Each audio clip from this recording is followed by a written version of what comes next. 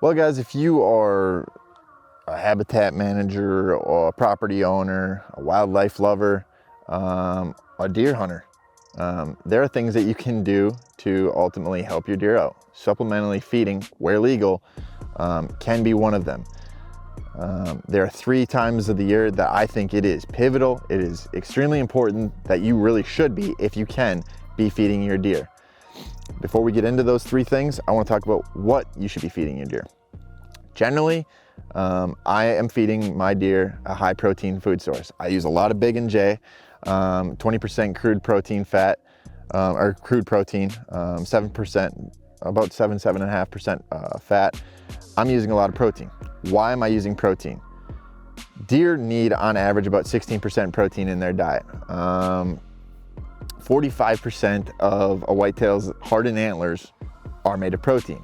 What it comes down to is deer need protein in order to pack on the inches maybe, or just grow healthy bodies and just be a healthy deer overall. So I'm using a lot of protein. Now there are 3 times of the year that I like feeding protein for deer. And I already gave away the hint as to the first one.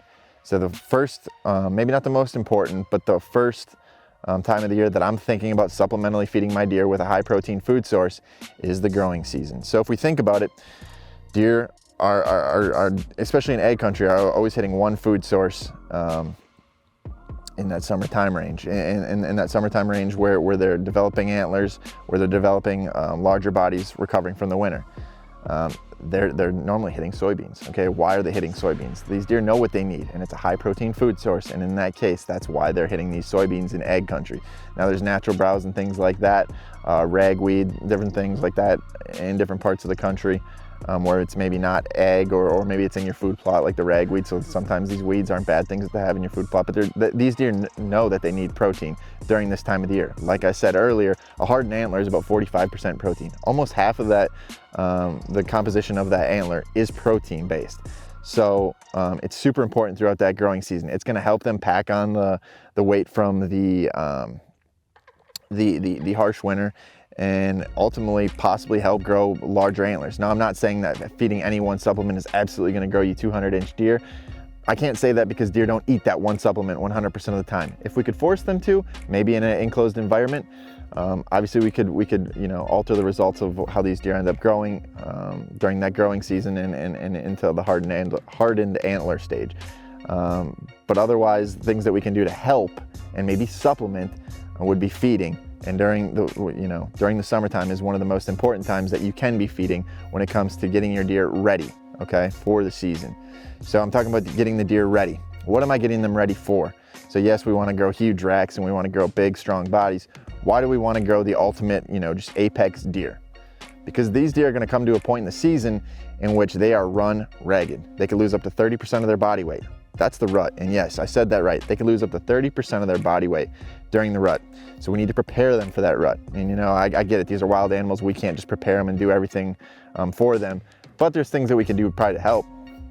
And if we supplement them properly in the summer, get them ready for that rut so that they're built up, and they're strong and they're healthy deer, then ultimately their chance of survival afterwards is going to be higher. So the post-rut is probably the second most important time that I would recommend supplemental feeding where legal. Why? Plain and simple, guys. It's like doing a really hard workout. If let's say you're a bodybuilder, let's say you're a marathon runner, you get done running that marathon, you get done with that couple-hour workout being a bodybuilder, you need to replenish yourself. Why? Because if you don't, you're going to start losing body weight. You're not going to recover. You're not going to be as strong. So post-rut is the workout. This is the high point of the season for the deer. During the rut is what I'm getting at. And at that post-rut, that needs to be the time in which nutrition probably is one of the most critical things when it comes to keeping these deer healthy.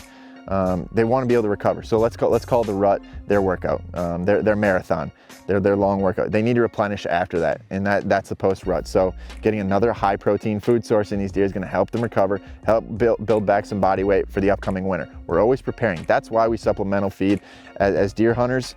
It's not always just a hunt over, or habitat managers or wildlife lovers. Supplementing feeding deer always has a purpose. So in this case, in this portion of the year, we're preparing them for that upcoming winter. So if we can do that, and obviously the deer naturally do that through browse and different things, if we can feed them after that rut, they're gonna be a lot more likely to recover, keep a little bit higher testosterone into the winter, not lose too much testosterone to the point where they're losing antlers early, maybe in November, December, and ultimately just keep these deer healthy. That's what it comes down to. So the post rut is the second, time that I really love to get supplemental feed out if possible. Once again, I'm sticking with the high protein stuff, especially in this next phase, late in the year. Call it late winter, call it late season, call it what you want. We need to make sure that you're feeding during this time period, but once again, feeding the right things. This is about as important as any other portion of this video. You need to make sure that you're feeding the right food source late in the year. High protein. Why high protein? Because as I've talked about in some different videos, a high carb diet could kill the deer. There's something called rumen acidosis, and basically as the deer move throughout the season, their body changes and they're not able to digest certain certain types of food, one being carbohydrates, starchy foods. And so the deer know this, and their body, kind of changes and evolves over time. So if you go in there and you throw a bunch of corn down, it might not be the most healthy thing for the deer, especially in those northern climates where they get hit with a harsh winter, and these deer, all of a sudden feel like they have the need to just pack on all this weight. They don't necessarily know what they're putting into their body at that point. It's a high carbohydrate meal. The protein is the much safer option when it comes to keeping these deer healthy. And ultimately that's why we're doing this. So you could be hurting those deer by feeding them a high carbohydrate meal later in the year. But nonetheless, later in the year, that late season, that winter time is a super important time to be feeding your deer. Why? Once again, we're preparing them. We're preparing them for the winter and even through the winter so that they can get back to spring, back to growing season, and ultimately restart this cycle. So if there were 3 times that I would recommend supplemental feeding, honestly, it wouldn't be bad to have it out all year. It really wouldn't. I could understand how it could get a little bit pricey on your pocketbook, but if I could choose 3 times, I'd say during that growing season, during the post rut, that growing season just to obviously prepare the deer, the post rut to help them replenish after the rut, obviously, and late in the year just to help them get ready for that winter. It's not always about hunting, like I said. If you really care about your herd, you've got to do everything you can to help them throughout the entire year. So those are my 3 top times that I would recommend supplemental feeding.